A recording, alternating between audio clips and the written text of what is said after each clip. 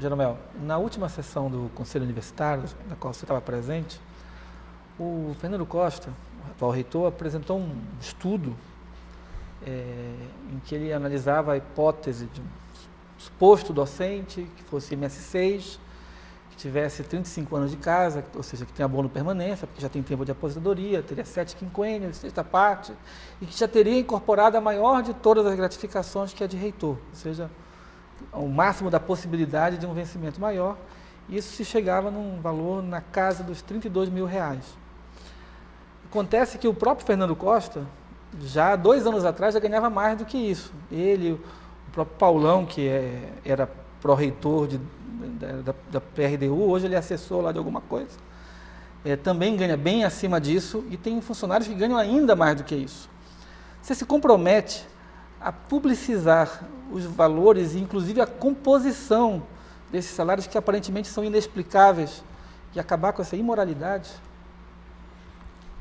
Olha, a minha resposta é a seguinte: eu acho que a universidade ela tem uma estrutura de pagamento de salário, e em particular no que diz respeito ao teto estabelecido, como se diz, constitucionalmente, e os valores pagos a esses docentes, que não é definido pelo reitor.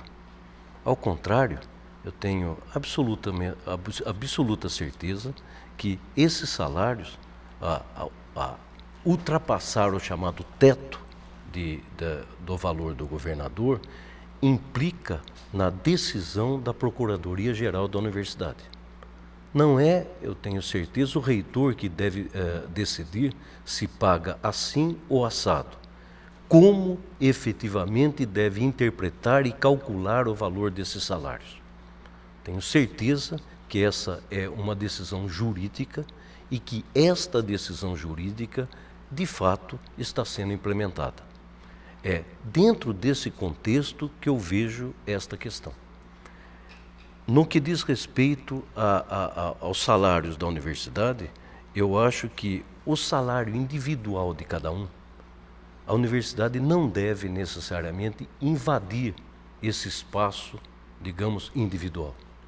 Essa é uma informação que, no caso das 3 universidades paulistas, elas não estão obrigadas a fornecer, inclusive segundo o site da Transparência do Estado de São Paulo. Eu acho que a universidade fará tudo e deve fazer tudo necessariamente em função da existência de lei. E acho que ela está fazendo.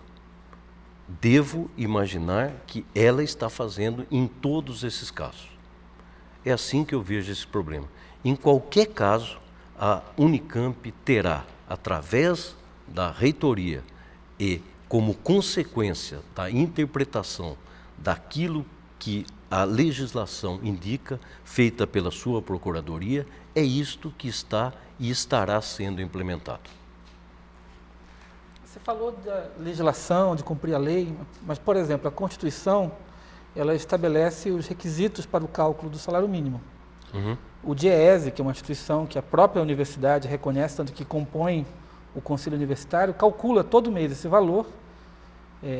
Hoje está na casa dos 2.400, e muitos dos funcionários da Unicamp, talvez metade ou mais, ganham abaixo disso. Inclusive o piso do nível médio e do nível fundamental é inferior ao mínimo constitucional, conforme o cálculo do DIEESE. Então nós temos uma situação de 2 pesos e 2 medidas, né, onde se adota um tipo de postura em relação ao teto. Nós estamos falando de gente que ganha 2, quase 3 vezes o teto, não é só um pouquinho acima, é muito acima. Se fosse o teto do presidente da República, ainda assim seria acima. E para o piso se tem uma outra postura.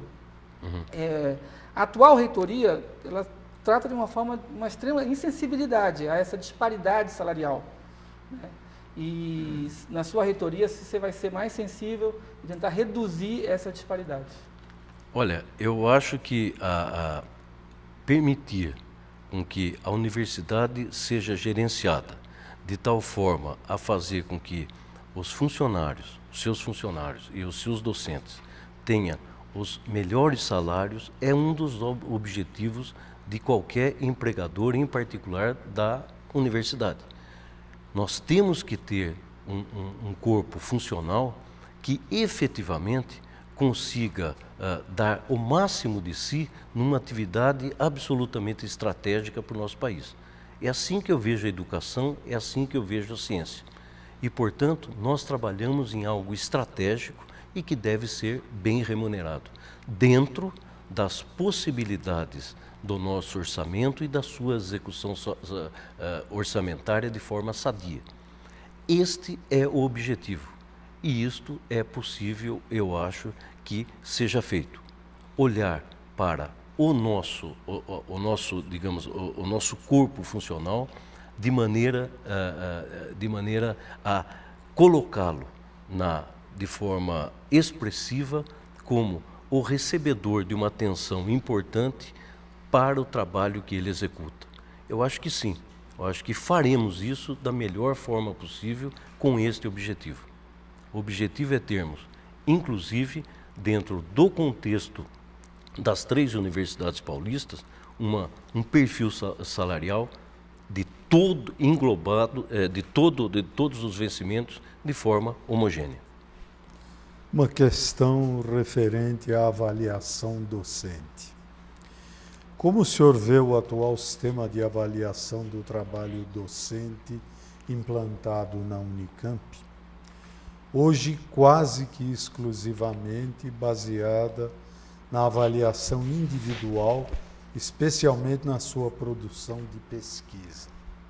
Adota como principais indicadores aqueles definidos pela CAPES, destinados à avaliação de programas de pós-graduação e não de indivíduos.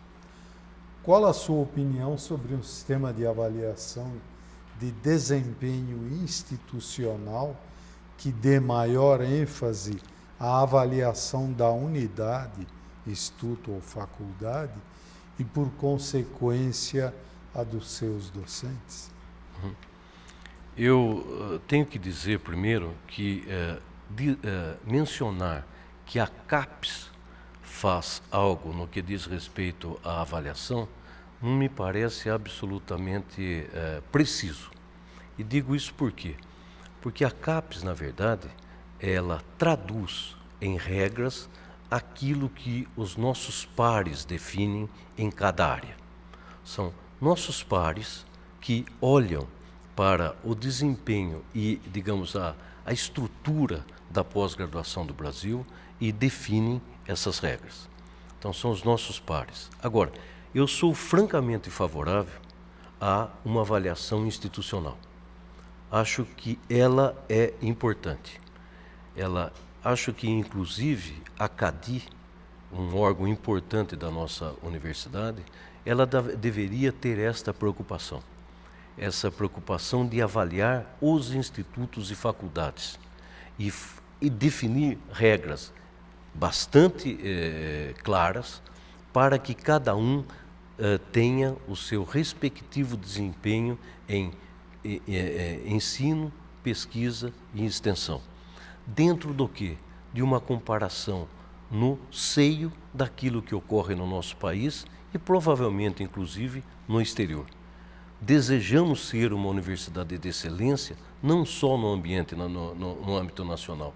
Queremos ir muito além disso. Aliás, esse eu acho que é o objetivo central das universidades de pesquisa do nosso país, que se preocupam com o desenvolvimento científico e que estão, diga-se de passagem, todas circunscritas ao ambiente público e gratuito.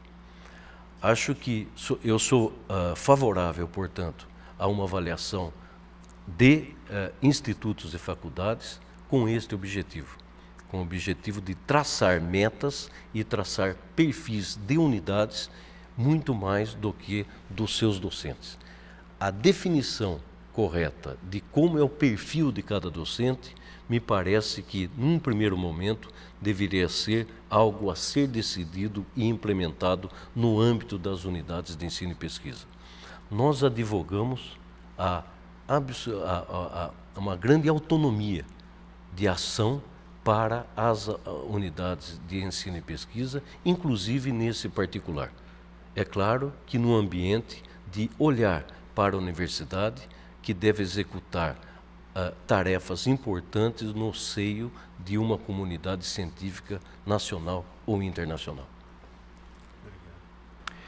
Candidato, a gente vem observando, professores, estudantes, né, todo mundo envolvido na educação, que o Brasil vem passando por uma reforma universitária, né? Uma reforma universitária que tem como principal eixo fortalecer a iniciativa privada, né, e colocando dentro das universidades públicas um caráter privatista, um caráter de privado, né? Atualmente o governo federal vem fazendo isso através do SINAES, né, Sistema Nacional de Avaliação do Ensino Superior, e a principal ferramenta do SINAES tem sido a prova do ENAD, né, que além de gerar muita polêmica dentro da Unicamp, é um assunto polêmico também em várias universidades públicas no Brasil, né? Aqui na Unicamp a gente tem um boicote por parte dos estudantes, em alguns cursos chega a 80%, 90% dos estudantes que vão fazer a prova boicotam, né? Os estudantes, o DCE gostaria de saber se o candidato acredita que a Unicamp deve continuar legitimando essa postura do governo, né, de colocar a prova para as universidades, e se o senhor acha que a Unicamp tem que permanecer nesse sistema de avaliação ou se retirar do ENAD. Olha, a Unicamp, eu já disse e repito, ela é uma universidade de extrema importância para o nosso país. Ela dá o exemplo, ela mostra como deve ser feito a pesquisa, o ensino e a extensão. Eu acho que a participação da Unicamp no ENAD é muito importante. Nós queremos construir algo que seja efetivo para a avaliação no contexto nacional. E a Unicamp, sim,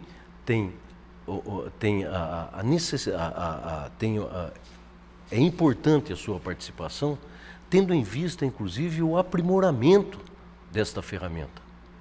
Ela deve brigar, ela deve levar a esses ambientes aquilo que, de fato, ela acha que é importante dentro do contexto desses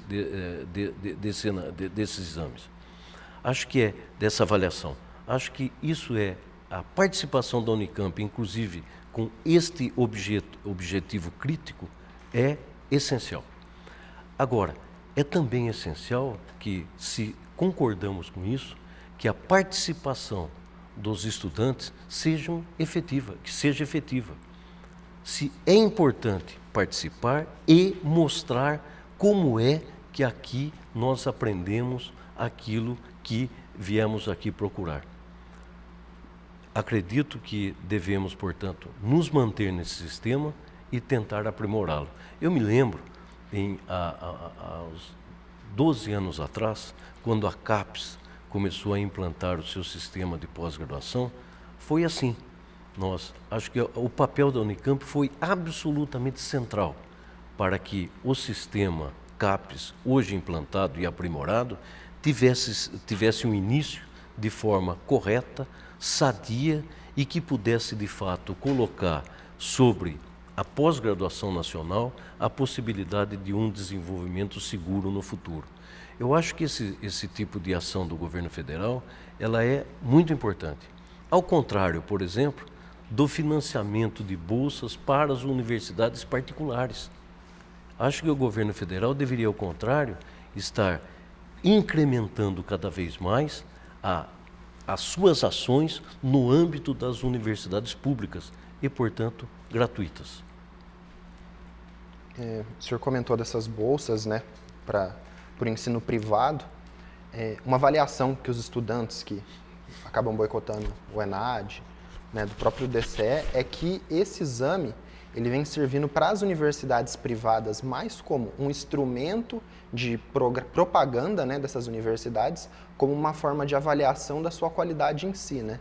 A universidade privada X coloca no jornal, né, na TV, primeiro lugar no ENAD, curso primeiro colocado, né? Então acaba servindo como uma propaganda dessas universidades privadas. Aqui na Unicamp, os estudantes eles vêm organizando há alguns anos, né, há bastante tempo, o Dia Institucional de Avaliação de Curso, né, que é um dia que os estudantes sentam para tentar discutir como está a qualidade de todo o curso, né? Como é que está a demanda de professores, a infraestrutura, moradia, laboratórios, né? E esse Dia Institucional de Avaliação de Curso, por parte da Unicamp, ele vem sendo colocado de escanteio, né? Os professores ministram as aulas no período da avaliação de curso, não tem nenhum apoio para essa avaliação que os estudantes realizam, né? Que está no calendário oficial da Unicamp, não tem nenhum apoio. O senhor acha que o Dia Institucional de Avaliação de Curso, que avalia todas essas características, pode ser uma alternativa ao ENAD? Eu acho que não alternativa, mas pode ser algo complementar. Ambos têm seus objetivos e ambos podem coexistir de maneira absolutamente própria. Eu acho o seguinte, nós temos que colocar a questão de que a avaliação, ela deve ser uma avaliação crítica, uma avaliação segura, com o objetivo de aprimorar seja a Unicamp, seja o Sistema Nacional de Universidades.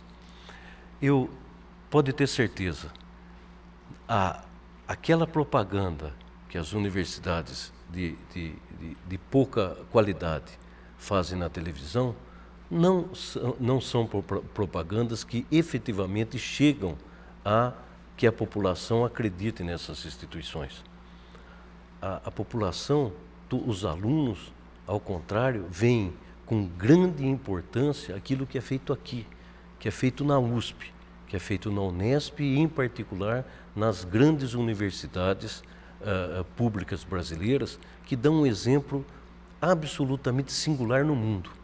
Nós formamos, por exemplo, 10.000 doutores por ano.